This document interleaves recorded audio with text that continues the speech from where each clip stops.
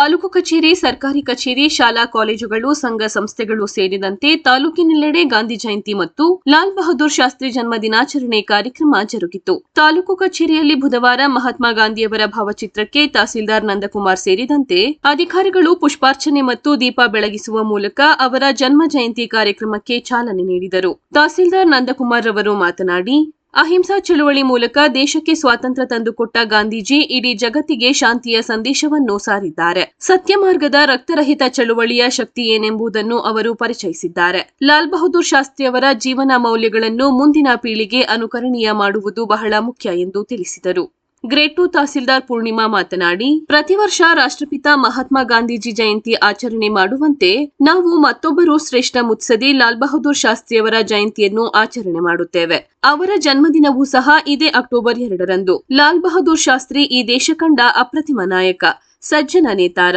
ಗಾಂಧೀಜಿಯವರನ್ನು ನೆನೆಯುವಂತೆ ಈ ದಿನದಂದು ನಾವು ಅವರ ಕೊಡುಗೆಗಳನ್ನು ಸಹ ನೆನೆಯುವ ದಿನವೂ ಹೌದು.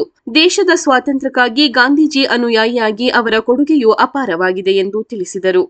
ಕಾರ್ಯಕ್ರಮದಲ್ಲಿ ತಾಲೂಕು ನಾಗರಿಕ ಹೋರಾಟ ಸಮಿತಿ ಅಧ್ಯಕ್ಷ ಕೆಎಸ್ ಮಂಜೇಗೌಡ, ಕಸಪ ಮಾಜಿ ಅಧ್ಯಕ್ಷ ಗುಲಾಂ ಸುತ್ತಾರ್, ದಲಿತ ಮುಖಂಡರಾದ ಅರಸಯ್ಯ, ನಿವೃತ್ತ ಶಿಕ್ಷಕ ಹರೀಂದ್ರ ಸೇರಿದಂತೆ ಮತ್ತಿತರರು ಉಪಸ್ಥಿತರಿದ್ದರು.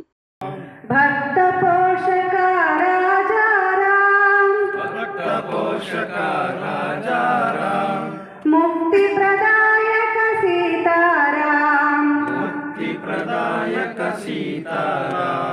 भक्त पोषक राजाराम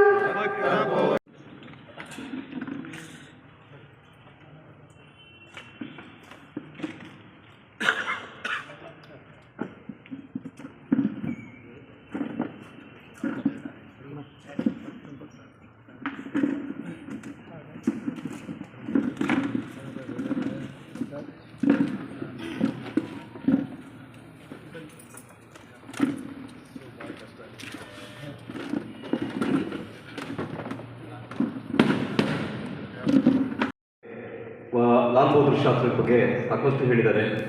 ನಾನು ವೈಯಕ್ತಿಕವಾಗಿ ಜಾಸ್ತಿ ಹೇಳೋದಿಲ್ಲ. ಈಗ ಒಟ್ಟಾರೆ ಹೇಳಬೇಕು ಅಂದಾಗ ಒಂದು ಸಾರಾಂಶ, ಅಹಿಂಸೆ ಮೂಲಕ, ಸತ್ಯದ ಮೂಲಕ, ಪ್ರಾಮಾಣಿಕತೆಯಿಂದ, ದಕ್ಷತೆಯಿಂದ ಮಾಡಿದಾಗ ಸಮಾಜದಲ್ಲಿ ಒಳ್ಳೆಯ ಸ್ಥಾನವನ್ನು ಗಳಿಸ್ಬೋದು, ಸಮಾಜವನ್ನು ತಿದ್ದಬಹುದು ಅಂತ ಹೇಳ್ತಾ ಎರಡು ಮಾತುಗಳನ್ನು ಮುಗಿಸ್ತೇನೆ.